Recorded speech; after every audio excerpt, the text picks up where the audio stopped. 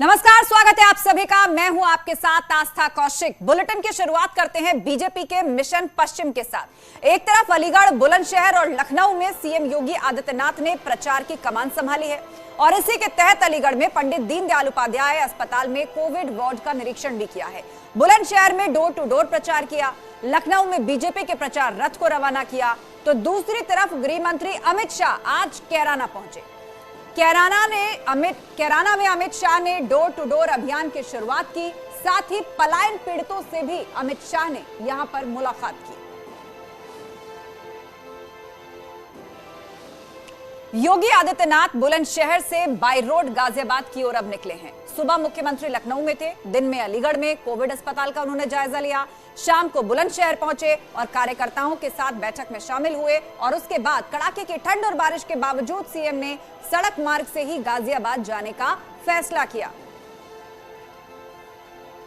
तो सड़क मार्ग से गाजियाबाद के लिए रवाना हो चुके हैं मुख्यमंत्री योगी आदित्यनाथ। तस्वीर हम आपको दिखा रहे हैं, बाई रोड ही पहुंच रहे हैं वो। पश्चिमी यूपी का अहम जिला है गाजियाबाद, नोएडा से सटा गाजियाबाद, जहां के लिए रवाना हो चुके हैं मुख्यमंत्री योगी आदित्यनाथ। इस वक्त आपको बता दें, ठंड के साथ साथ पश्चिमी यूपी में बारिश भी हो रही है रुक रुक कर।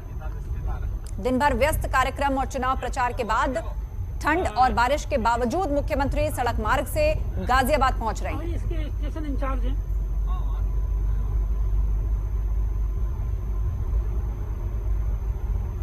ये भी एक बार उनको भेजूंगा, थोड़ा सा पीछे को होकर थोड़ा सा तिरछे थोड़ा सा तिरछे। हाँ,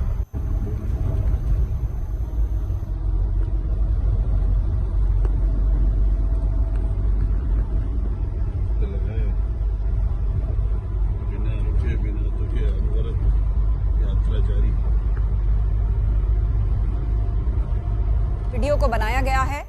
सड़क मार्ग से ही गाजियाबाद पहुंच रहे हैं। बारिश हुई है, सड़क पर आप देख सकते हैं कि सड़कें गीली हैं, ठंड इस वक्त पड़ रही है। पश्चिमी यूपी में कई जगह बारिश का मौसम है और उसी बीच अलीगढ़ से कार्यक्रम खत्म करने के बाद बुलंदशहर होते हुए मुख्यमंत्री योगी आदित्यनाथ गाजियाबाद पहुंच रहे हैं। और खबर आ रही है कि आज गाजियाबाद में ही रुकेंगे मुख्यमंत्री योगी आदित्यनाथ। तो सीएम योगी ने बुलंदशहर से डोर टू डोर कैंपेन की शुरुआत की है, जिसके तहत सीएम ने घर घर जाकर कई लोगों से मुलाकात की है। इस बीच जब मुख्यमंत्री को कुछ बच्चे दिखाई दिए तो वो खुद को रोक नहीं पाए और उनको दुलारने के लिए पहुंच गए। इस दौरान लोगों ने जगह जगह सीएम पर फूल भी बरसाए, फूलों से उनका स्वागत किया। इससे पहले मुख्यमंत्री ने प्रबुद्ध वर्ग को संबोधित किया और कहा कि सीएए के विरोध में बुलंदशहर में कुछ असामाजिक तत्वों ने सरकारी संपत्ति को नुकसान पहुंचाया था, जिसकी भरपाई सरकार ने सख्ती से की है। तो मुख्यमंत्री के मिशन पश्चिम से जुड़ी हुई ये 3 महत्वपूर्ण तस्वीरें हैं। एक तरफ उनके स्वागत में जो लोग थे, वहां बच्चे भी मौजूद थे और बच्चों को अपने बीच देखकर वो रोक नहीं पाए और फौरन उनको दुलारने के लिए पहुंच गए। एक बच्चे को गोद में लिया, उन्होंने दुलार करते नजर आए, इन बच्चों से बातचीत करते नजर आए। जोरदार स्वागत कार्यकर्ताओं ने मुख्यमंत्री का किया, उन पर फूल बरसाए और डोर टू डोर अभियान में हिस्सा लिया। पर्चे भी बांटे मुख्यमंत्री ने। अब तक जो परिणाम आए हैं, मैं उससे कह सकता हूं कि थर्ड वेव खतरनाक नहीं है, लेकिन सतर्कता और सावधानी जरूर मांगती है, क्योंकि इसमें संक्रमण तीव्र है। सेकेंड वेव की तर्ज पर यह लंग्स को सीधे प्रभावित नहीं कर रहा है। हां, थ्रोट को और वायरल फीवर के रूप में जो भी व्यक्ति इसकी चपेट में आ रहा है, अगर उसमें लक्षण हैं तो फीवर की स्थिति रहती है। तीसरे से 5वें दिन व्यक्ति की रिपोर्ट नेगेटिव आ जाती है। और इससे पहले सीएम योगी आदित्यनाथ अलीगढ़ भी पहुंचे। यहां उन्होंने कोविड अस्पताल का निरीक्षण किया और फिर लोगों को संबोधित करते हुए समाजवादी पार्टी को जमकर घेरा।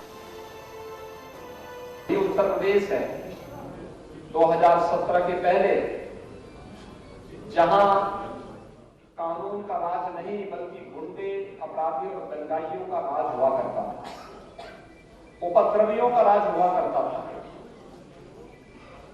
हर तीसरे दिन एक दंगा होता था, अराजकता चरम पर थी। बहु बेटियां सुरक्षित नहीं थी, पर्व और त्योहार शांतिपूर्ण तरीके से नहीं मनाए जाते थे, विकास योजनाओं में भ्रष्टाचार का बोलबाला था, महापुरुषों का अपमान होता था, गरीबों को शासन की योजनाओं का लाभ नहीं मिलता था। भाइयों बहनों, सामाजिक न्याय तो वह है जो पंडित दीनदयाल उपाध्याय जी ने कहा था, अंत्योदय का नारा ही वास्तविक सामाजिक न्याय है, जिसमें समाज के अंतिम पायदान पर बैठे हुए व्यक्ति तक शासन की योजनाओं का लाभ पहुंचना। अनुमान कर सकते हैं पिछली सरकार के समय, समाजवादी पार्टी की सरकार के समय 5 साल में 18,000 लोगों को मकान सैंक्शन हुए, ये एक को भी नहीं। और भारतीय जनता पार्टी की सरकार के समय, डबल इंजन की सरकार ने 5 साल में 43 लाख लोगों को एक घर दे दिया।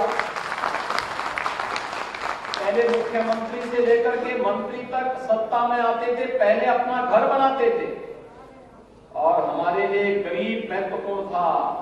समाजवादी पार्टी का पहला निर्णय क्या था?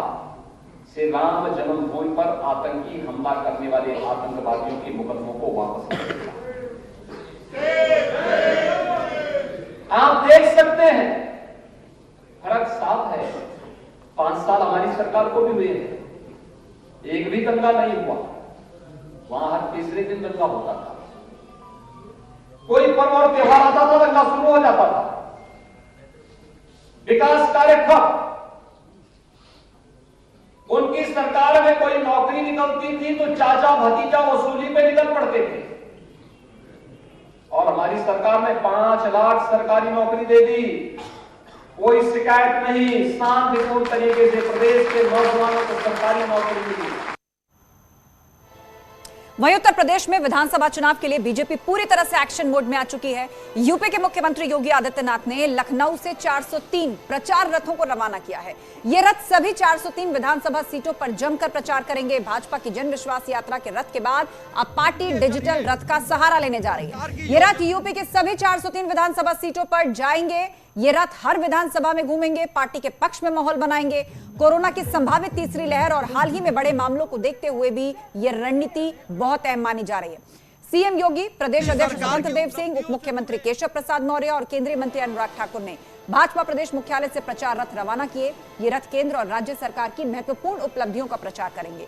इन रथों के जरिए पार्टी लाइव भाषण और नेताओं की छोटी सभा का प्रचार भी करेगी।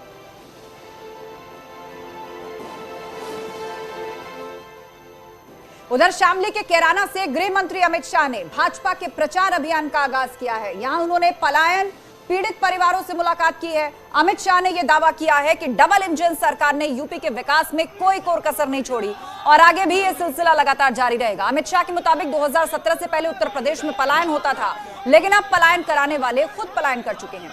अमित शाह ने भरोसा दिलाया कि उत्तर प्रदेश में भाजपा 300 से ज्यादा सीटें जरूर जीतेगी।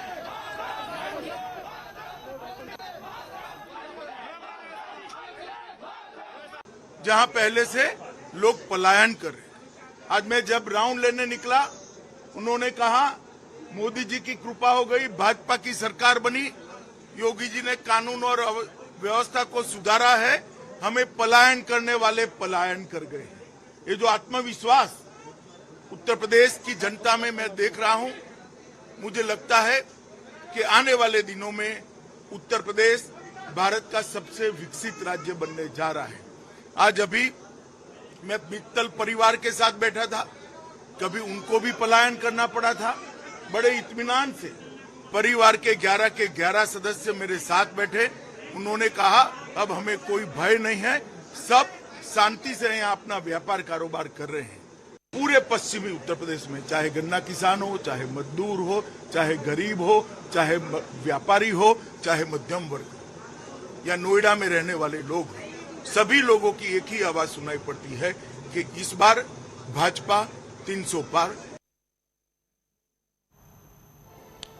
अमित शाह के कैराना दौरे को लेकर बीजेपी कार्यकर्ता अंकुर शर्मा ने ट्वीट किया है। उन्होंने लिखा है कि कभी पलायन के डर से सूनी पड़ी कैराना की गलियां आज जय श्री राम के नारों से गूंज रही हैं। ये भाजपा सरकार के सुशासन की बहुत बड़ी उपलब्धि है।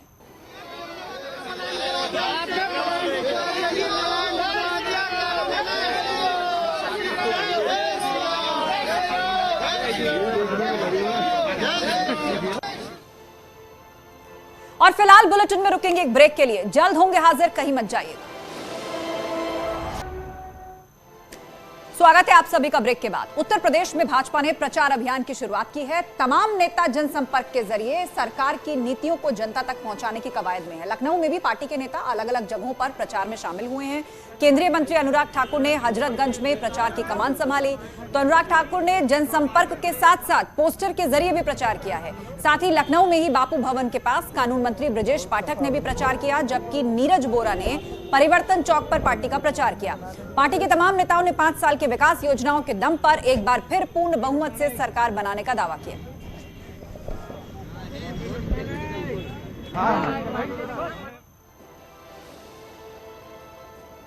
और अब खबर कानपुर से है। यहां आम आदमी पार्टी के प्रत्याशी ने थाने में जमकर हंगामा किया है। दरअसल आम आदमी पार्टी के उम्मीदवार अपने कुछ समर्थकों के साथ नियमों को ताक पर रखकर प्रचार कर रहा था और इसी दौरान जब मजिस्ट्रेट ने उन्हें रोका तो वो भड़क गए और थाने में ही हंगामा शुरू कर दिया, जिसके बाद आप उम्मीदवार समेत 40 अज्ञात कार्यकर्ताओं के खिलाफ मुकदमा लिखा गया है। सभी पर महामारी एक्ट और आचार संहिता के उल्लंघन का आरोप है। घर के बाहर कम से कम 150 आदमी होगी, 50 लोगों से ज्यादा लोग गन्नर लेके चल रहे हैं वहां पर। उधर परीक्षा पे चर्चा को लेकर केंद्रीय शिक्षा मंत्री धर्मेंद्र प्रधान ने ट्वीट किया है। उन्होंने लिखा है कि परीक्षा के तनाव और डर को दूर करना हो, उसको हर हालत में दूर रखना चाहिए। सफलता का गुरु मंत्र प्रधानमंत्री की परीक्षा पे चर्चा में मिलेगा सबका समाधान। #PPC 2022 में भाग लेने के लिए तुरंत रजिस्ट्रेशन करें। उन्होंने ये महत्वपूर्ण ट्वीट किया है और सभी स्टूडेंट से अपील की है। अगली खबर की ओर बढ़ते हैं। लखीमपुर खीरी में शनिवार का दिन गन्ना किसानों के लिए राहत भरा रहा है। पिछले साल का बकाया भुगतान बजाज चीनी मिल द्वारा समय पर नहीं हो पा रहा था, लेकिन आज बजाज ग्रुप की तीनों चीनी मिलों ने पिछले साल के बकाया भुगतान की पहली किश्त 1750 करोड़ रुपए ट्रांसफर कर दी, जिससे किसानों के मायूस चेहरों पर खुशी की लहर दौड़ गई। 170 करोड़ रुपए तकरीबन तीनों चीनी मिलें जो जिले की हमारी लखीमपुर खीरी, पलिया, गोला और खंबार खेड़ा, तीनों को 170 करोड़ रुपए मिला, जिसमें से 67 करोड़ रुपए पलिया चीनी मिल को, 40 खंबार खेड़ा और 63 गोला को मिला है। छोटे से फार्मर का बच्चा हूँ, जो पेमेंट आया है उससे हम लोगों को थोड़ी बहुत राहत मिली हुई है। हम लोगों को पैसे की ज़रूरत थी, इस समय पैसा जो आया है उससे कुछ हम लोगों के मन में हर्ष उल्लास आया है।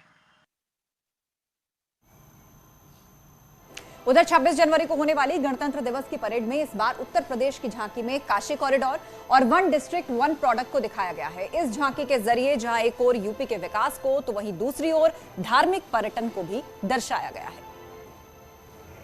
तो बीते साल उत्तर प्रदेश में इस बार प्रदर्शित होने वाली झांकी में उत्तर प्रदेश की झांकी में 2 अहम बातों को इंगित किया गया है। पहली ये तो 1 डिस्ट्रिक्ट 1 प्रोडक्ट को दिखाया गया है, यानी कि उत्तर प्रदेश के विकास को कि किस तरीके से जो छोटे कारीगर हैं उनको बढ़ावा दिया गया है। आप देख सकते हैं ये झांकी का पहला पार्ट है जिसमें 1 डिस्ट्रिक्ट 1 प्रोडक्ट को दिखाया गया है, जहाँ पर सहारनपुर की लकड़ी की नक्काशी को प्रदर्शित किया गया है, तो वहीं गोरखपुर के टेरो कार्ट यानी कि जो लकड़ी से बच्चों के जो खिलौने जो पूरे देश में मशहूर हैं उनको यहाँ पर दर्शाया गया है। तो वहीं अगर हम ऊपर बात करें तो ये आप देख सकते हैं मुरादाबाद का पीतल जो पूरे देश में मशहूर है, उसको यहाँ पर उसकी जो कलाकृति है उसको यहाँ पर दिखाया गया है, यानी कि विकास के मॉडल को उत्तर प्रदेश के कि किस तरीके से 1 डिस्ट्रिक्ट 1 प्रोडक्ट को यहाँ पर बढ़ावा दिया गया था सभी कारीगरों को, वो यहाँ पर दिखाया गया है। तो दूसरा जो इसका झांकी का जो पार्ट है यानी कि काशी कॉरिडोर, यानी कि ये आप देख सकते हैं काशी कॉरिडोर को यहाँ पर प्रदर्शित किया गया है। पर्यटन को बढ़ावा देने के लिए जिस तरीके से काशी कॉरिडोर को बनाया गया है उसकी एक झलकी आप यहाँ पर देख सकते हैं कि काशी कॉरिडोर का जो भव्य निर्माण उत्तर प्रदेश में यहाँ पर किया गया है, जो बनारस ही नहीं पूरे देश को का आस्था का प्रतीक है काशी विश्वनाथ मंदिर, उसको यहाँ पर दर्शाया गया है आस्था का प्रतीक। ये इस तरीके से जो उत्तर प्रदेश की जो झांकी में आपको दो जो अहम बातें जो नजर आती हैं वो ये कि एक तो पर्यटन और दूसरा वन डिस्ट्रिक्ट वन प्रोडक्ट, यानी कि उत्तर प्रदेश के विकास को यहाँ पर दर्शाया गया है और पूरे देश की आस्था का प्रतीक माने जाने वाले काशी कॉरिडोर और काशी विश्वनाथ मंदिर को यहाँ पर जो मेन आकर्षण का जो कारण रहेंगे वो इन झांकी में जो 26 जनवरी को उत्तर प्रदेश की तरफ से प्रदर्शित की जाएगी उसको यहाँ पर दर्शाया गया है। कैमरा पर्सन संजीव वर्मा के साथ प्रीति श्रीवास्तव, न्यूज़ 18 दिल्ली। इस बुलेटिन में फिलहाल इतना ही। खबरों का सिलसिला जारी है, आप जुड़े रहिए हमारे साथ।